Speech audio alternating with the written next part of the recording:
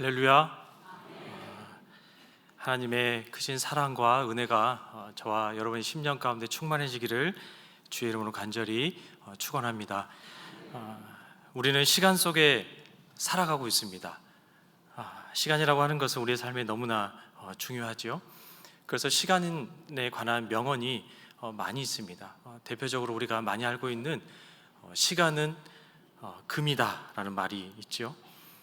인생은 짧기 때문에 우리에게 주어진 유한한 시간을 잘 사용해야 금처럼 값진 인생을 살 수 있다라는 의미입니다. 알렉산드라 피네라는 사람은 이런 말을 했습니다. 가장 바쁜 사람이 가장 많은 시간을 가진다. 부지런히 노력하는 사람이 결국 많은 대가를 얻는다.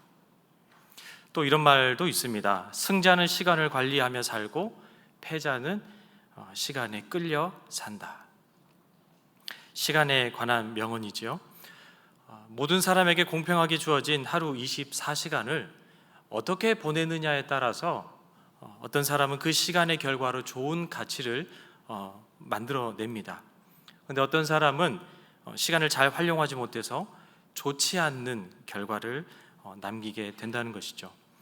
우리가 살아가면서 추구하는 것이 무엇이겠습니까? 시간을 아끼며 살아가는 것이죠. 동시에 시간을 잘 활용해서 좋은 결과, 좋은 가치를 남겨야 한다는 겁니다.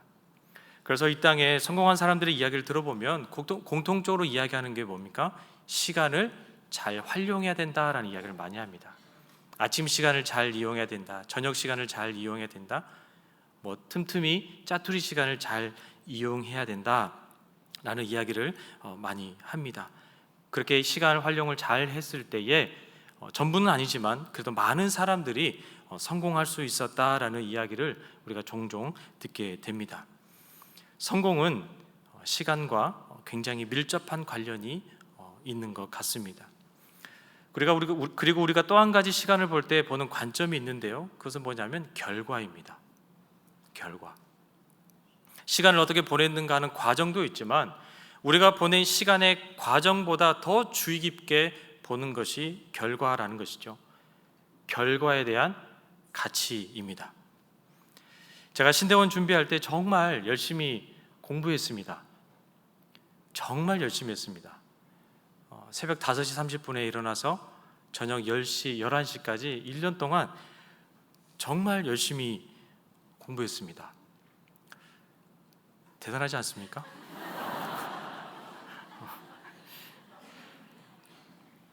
물론 저녁 식사 후에 소화도 시킬 겸 한두 시간씩, 가끔 한 두세 시간씩 탁구를 쳤습니다. 첫 해 시험을 봤는데요, 떨어졌습니다. 저 나름 1년 동안 최선을 다해서 공부했습니다. 정말 열심히 공부했습니다. 근데 왜 신대원 시험에 떨어졌습니까? 제 주변의 전사님들이 저를 분석해 주는 거예요. 결론이 났습니다. 전사님, 탁구를 끊어야 됩니다. 탁구 때문에 학교 떨어진 겁니다 라는 결론을 지어줬습니다. 신대원에 떨어진 저는요, 1년 동안 공부는 안 하고 탁구만 친 사람이 되어 있더라고요. 탁구가 뭔 죄입니까? 저 때문에. 오죽했으면 신대원 준비할 때 탁구 치면 떨어진다라는 전설이 생겼습니다. 저 때문에. 저는 탁구를 욕되게 할 수 없었습니다. 그래서 그 다음에도 똑같이 탁구를 쳤습니다. 그리고 당당하게 신대원에 합격을 했습니다. 결과가 좋으면 지난 세월을 잘 보냈구나라고 판단을 합니다. 결과가 안 좋으면 지난 시간을 잘 못 보냈구나. 많은 사람들이 이렇게 결과를 보고 판단한다는 것이죠. 우리도 모르는 사이에 그 시간의 과정을 무시해버리고 결과로만 그것을 증명하고 결과로만 그 시간의 가치를 판단하는 우리들의 모습을 발견하게 됩니다. 이것이 보통 세상이 말하는 시간에 대한 개념이지요. 그렇다면 하나님이 말씀하시는 시간의 개념이 무엇일까요? 오늘 본문에 세월을 아끼라 라고 말씀을 하고 있는데 왜 세월을 아껴야 할까요? 왜 시간을 아껴야 합니까? 인생은 짧고 할 일이 많아서입니까? 우리는 보통 시간을 아끼고 시간을 잘 활용해서 세월을 아껴야 한다라고 생각을 합니다. 그런데 오늘 본문에 세월을 아끼라 그 뒤에 때가 악하다라고 기록을 하고 있습니다. 우리가 시간을 잘 보내야 하는 이유는, 우리가 세월을 아껴야 하는 이유는 바로 때가 악하기 때문이다 라고 성경은 기록합니다. 오늘 본문 15절에서 16절을 한번 보십시오.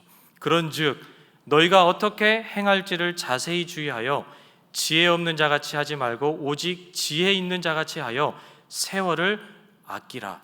때가 악하니라. 때가 악하니까 세월을 아껴야 돼. 그것이 바로 지혜 있는 자의 모습이야 라고도 우리가 바꿔 이야기할 수 있겠죠. 그렇다면 때가 악하기 때문에 세월을 아껴야 한다라는 말이 무슨 말일까요? 오늘 본문은 에베소서입니다. 에베소서는 사도 바울이 썼습니다. 사도 바울은 왜 세월을 아끼라라고 했고 왜 때가 악하다라는 말을 했을까요? 오늘 본문을 묵상을 하다가 이 에베소서를 쓴 사도 바울의 삶을 한번 되돌아봤습니다. 바울의 인생을 보면 다메섹 도상에서 예수님을 만난 기점으로 해서 예수님을 만나기 전의 인생과 예수님을 만난 이후의 삶으로 나뉠 수가 있지요. 사도 바울은 다메섹 도상에서 예수님을 만난 뒤에 곧바로 예수님을 핍박하는 인생에서 예수님을 전하는 인생으로 바뀌어버립니다. 바울은 어디를 가든지 하나님을 전파합니다. 어디를 가든지 예수님을 어떻게 잘 나타낼 수 있을까 고민하고 기도하고 그렇게 계획을 세워서 자신에게 주어진 시간을 잘 사용해서 하나님을 전파합니다. 사도행전 13장에서부터 쭉 보시면 바울이 1차, 2차, 3차 전도 여행을 떠납니다. 왜 떠납니까? 하나님이 맡겨주신 임무를 잘 감당하기 위해서입니다. 오직 하나님의 영광을 위하여 자신의 시간을 할애해서 그 일들을 감당하게 된 것이죠. 그래서 사도 바울은 가는 곳곳마다 예수님을 전하고 하나님을 전합니다. 하나님이 맡겨주신 사명을 잘 감당하게 됩니다. 바울은 하나님께서 주신 시간을 가지고 여러 지역에서 복음을 전하고 예수님을 증거하는 증인의 삶을 살지요. 하나님이 맡겨주신 사명을 잘 감당합니다. 근데 여러분, 바울의 삶을 조금만 더 들여다보면 바울의 삶이 어땠습니까? 그리 평탄하지만은 않았다라는 거죠. 바울이 예수님을 믿고 살아가는 그 삶의 그 시간을 보면 어찌 보면 이것을 세상으로 관점으로 봤을 때 바울이 보낸 시간들은 고통의 시간들이 더 많았다는 거죠. 힘든 세월들이 더 많았다는 겁니다. 고린도후서 11장에 보시면 바울의 고생담이 기록되어 있습니다. 이렇게 기록이 되어 있죠. 유대인들에게 40에서 하나 감한매를 5번 맞았으며 3번 태장으로 받고 1번 돌로 맞고 3번 파선하고 일주야를 깊은 바다에서 지냈으며 여러 번 여행하면서 강의 위험, 강도의 위험, 동족의 위험, 이방인의 위험, 신의 위험, 광야의 위험, 바다의 위험, 거짓 형제 중에 위험을 당하고 또 수고하고 애쓰고 잠자지 못하고 줄이고 목마르고 춥고 헐벗었다. 이렇게 바울의 고생담이 기록되어 있습니다. 바울의 삶이 평탄했습니까? 여러분, 바울은 이 성경 구절에 의하면 곧 죽을 것만 같은 그러한 시간을 보내고 있다는 것을 우리가 알게 됩니다. 바울이 예수님을 믿고 예수님의 말씀대로 복음을 전하며 살았습니다. 하나님과 동행하며 살았습니다. 하나님이 맡겨준 사명을 잘 감당했습니다. 그런데 바울이 살아가는 그 시간은 세상적으로 가치 있는 시간이 아니라 오히려 고통스럽고 힘들고 비참한 시간이 되었다라는 거죠.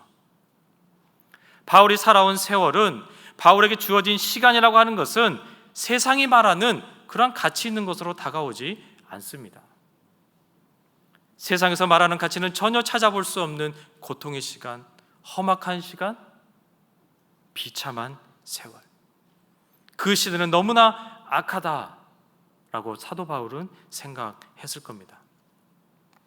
하지만 바울은 그 어려운 시간 속에, 힘든 시간 속에서 자신의 주어진 일을 묵묵히 감당해냅니다. 세상의 가치를 추구하며 거기에 시간을 빼앗기는 것이 아니라 그 악한 세상에 대항하여 그 악한 시간에 자신의 시간을 빼앗기는 것이 아니라 나에게 주어진 시간은 하나님이 주신 시간이다, 이런 마음을 가지고, 이런 생각을 가지고 자신에게 주어진 일을 묵묵히 감당해냈다라는 거죠. 바울은 그 험난한 세월을 보내면서, 그 어려운, 그 고통스러운 세월을 보내면서, 야, 세상이 이렇게 악할까? 세상이 너무나 악하다.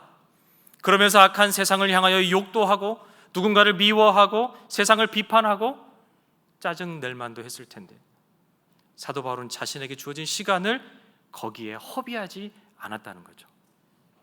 때는 악했지만, 사도 바울의 상황과 환경은 악했지만 자신에게 주어진 세월을 아껴 나갔습니다. 여러분, 이 에베소서도 사도 바울이 감옥에서 쓴 서신서입니다. 감옥에 갇혀 있었습니다.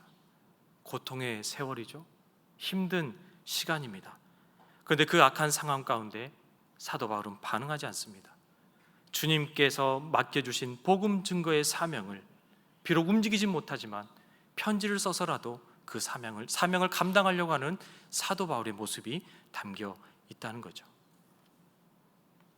악한 환경과 상황을 살아온 수많은 인물들이 있죠.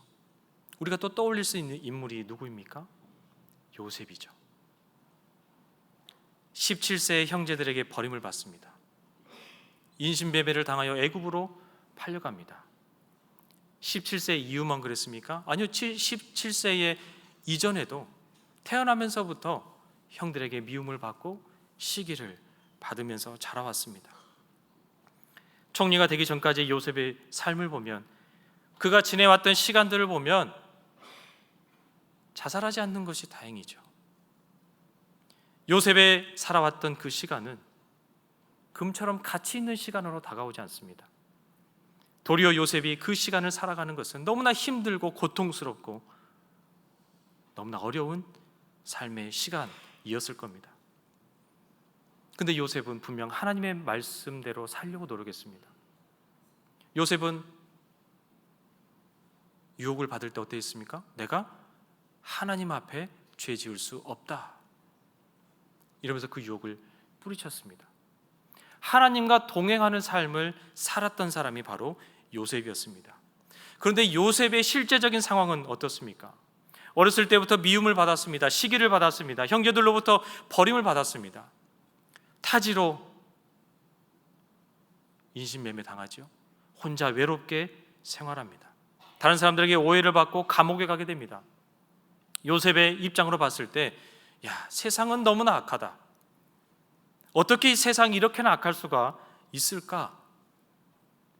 이런 생각을 하지 않았을까요? 내가 정말 이런 세상을 살아가는가? 이런 세상을 정말 살아야 하는가? 내가 이 세상을 왜 살아야 할까? 너무나 힘들고 고통스러운 시간을 보냈을 겁니다. 여러분, 우리도 그렇지 않습니까? 이 세상을 보면 너무나 악하다라는 생각이 듭니다. 이 세월을 살아가는 게, 나에게 주어진 시간을 보내는 게 너무나 고단하고, 때론 포기하고 싶고 낭망하고 좌절하고 싶습니다. 심지어는 극단적인 선택하는 사람들도 우리가 보게 됩니다. 사업은 왜 이렇게 힘든지, 회사의 동료들은 왜 이렇게 마음에 안 드는지, 이 세상은 왜 이렇게 돌아가는지, 이 세상이 악해도 너무 악해서 이 세월을 보내는 것, 이 악한 세상을 사는 것 자체가, 시간을 보내는 것 자체가 고통이다, 이렇게 생각하고 말하며 사는 사람들이 많이 있습니다. 요셉은 형에게 팔려간 것도 모자라서 이방 땅에서 감옥 생활을 하며 비참한 생활을 합니다. 그렇게 지내면서 이 악한 세상을 향하여 욕도 하고, 신세를 한탄하며 남을 미워하고 세상을 비판하고 정말 짜증낼 만도 했을 텐데, 요셉은 자신에게 주어진 시간을 거기에 허비하지 않습니다. 자신에게 주어진 세월을 하나님과 함께, 하나님과 동행하며 세월을 아껴 나갔습니다. 세상의 시각으로 보면 요셉의 삶과 바울의 삶은 어찌 보면 가치 있는 시간을 보낸 것 같지 않습니다. 인생의 과정을 보면 의미 있는 시간을 보낸 것 같지 않아요. 하지만 결론적으로 요셉과 바울의 삶의 끝에서 인생을 되돌아봤을 때에 요셉과 바울은 세월을 허비하지 않았다는 거죠. 악한 세월 가운데 세월을 아껴서 하나님이 기뻐하시는 생명을 살리는 삶을 살았다라는 것을 우리가 성경을 통해서 우리가 알고 배울 수 있다는 겁니다. 오늘 본문에 세월을 아끼라, 때가 악하니라 라고 말씀을 하고 있습니다. 성경에서 시간을 나타내는 단어가 두 가지가 있습니다. 우리가 많이 알고 있죠? 크로노스와 카이로스입니다. 크로노스는 시분초로서 연대기적으로 흘러가는 물리적인 시간을 의미합니다. 그리고 카이로스는 하나님 계획 속에 있는 시간입니다. 하나님의 계획 안에 작정된 특정한 시간이 바로 카이로스이지요. 그렇다면 요셉과 바울은 그 힘들고 험악한 세월을 살아가면서 어떻게 시간을 아낄 수 있었을까요? 그것은 바로 내가 현재 크로노스 물리적 시간을 살아가고 있지만 나에게 주어진 시간은 하나님이 주신 시간이다. 하나님이 나에게 생명을 주셨고 사명을 주셨기 때문에 그 사명을 가지고 살아가게 하신 카이로스의 시간이다라는 신앙과 믿음을 가졌기 때문에 세월을 아끼면서 살 수 있었다라는 거죠. 하나님께서 주신 시간이다. 하나님께서 나에게 선물로 주신 시간이다 라고 생각을 했기 때문에 아무리 세상이 악하여도 세상의 그 악한 일에 반응하지 않고 하나님이 주신 시간을 그 악한 생각에 빼앗기지 않고 하나님이 기뻐하시는 거룩한 일에 사용하려고 하는 그들의 모습을 우리가 성경을 통해서 볼 수 있다는 거죠. 세상의 눈으로 봤을 때 가치 없는 시간을 보내는 것처럼 보입니다. 아무런 결과가 없는 일처럼 보입니다. 그러나 하나님의 관점으로 하나님의 카이로스의 시간으로 봤을 때 그 일은 정말 가치 있는 일이고 하나님이 기뻐하시는 이 악한 세상에서 세월을 아끼는 그들의 삶이 되었다라는 거죠. 여러분 성경에 보시면 세월을 정말 아끼면서 사셨던 한 분이 있습니다. 바로 예수 그리스도이시죠. 예수님이 이 땅에 오셔서 하신 일이 무엇입니까? 사랑입니다. 예수님이 이 땅에 오셔서 시간을 보내시면서 하시는 일은 바로 사랑하는 마음으로 제자들을 세우시고 많은 사람들을 만나시고 그들에게 사랑을 베푸시고 중요한 건 그들을 끝까지 사랑하시는 일에 시간을 보내셨습니다. 심지어는 예수님을 은 30에 판 가룟 유다도 똑같이 동일하게 끝까지 사랑하셨습니다. 거기에 시간을 다 쏟으셨죠. 그런데 세상의 가치로 예수님을 바라보게 되면 예수님은 시간을 잘못 사용하신 것처럼 보여집니다. 왜냐하면 예수님은 사람들에게 그렇게 시간을 투자하여 사랑하셨음에도 불구하고 그들을 그렇게 사랑하셨는데 예수님이 십자가에 돌아가실 때 예수님이 곁에는 아무도 없었기 때문이죠. 예수님이 시간을 내어 세우셨던 제자들은 다 도망갔습니다. 사랑을 받았던 많은 사람들이 외면했습니다. 공생의 3년 동안 시간을 들여서 제자들을 세우셨습니다. 시간을 내어서 사랑하는 마음으로 많은 사람들을 만나셨고 그들을 고치셨습니다. 시간을 내어서 수많은 사람들을 사랑하셨지만 결국 십자가에 돌아가실 때 예수님의 곁에는 아무도 없었다라는 거예요. 결국 세상 시간의 그 가치의 개념으로 봤을 때 예수님은 시간을 잘못 보낸 것처럼 보입니다. 더군다나 시간을 들여 사랑하는 마음으로 제자들을 세웠습니다. 그런데 그 중에 한 명이 예수님을 팔지 않습니까? 얼마나 악합니까? 예수님의 상황과 예수님의 환경 얼마나 악합니까? 예수님이 공들여 보낸 시간에 비해 가치가 드러나지 않습니다. 그런데 중요한 것은 예수님의 가치라고 하는 것은 그때 당시에 사람들의 상황과 환경에 있는 것이 아닙니다. 예수님의 가치는 바로 예수님의 행동에 있었다라는 거죠. 그 악한 세상과 악한 환경 가운데 거기에 마음을 쏟는 것이 아니라 예수님의 가치는 상황과 환경에 얽매이지 않고 많은 사람들을 끝까지 사랑하셨다라는 예수님의 삶에 있다라는 것이죠. 예수님이 십자가에 돌아가시기 전날 예수님을 판 가룟 유다 그의 발도 씻겨주십니다. 가룟 유다마저도 끝까지 사랑하신 예수님의 모습을 우리가 볼 수 있다는 거죠. 십자가에 돌아가시면서 잘못한 사람들을 정죄하실 수 있습니다. 십자가에 돌아가시면서 많은 사람들을 비판할 수 있습니다. 심지어는 심판하실 수 있는 능력이 우리 예수님에게 있습니다. 그런데 그럼에도 불구하고 예수님은 그 악한 것의 시간을 내어주지 않으시고 예수님은 끝까지 사랑하셨다라는 거죠. 때가 악한 가운데 시간을 빼앗기지 않고 악한 것에 반응하지 않고 마음을 주지 않고 하나님이 기뻐하시는 사랑하는 일에 모든 시간을 다 투자하셨다라는 겁니다. 잠언 4장 23절에 이렇게 기록을 하고 있죠.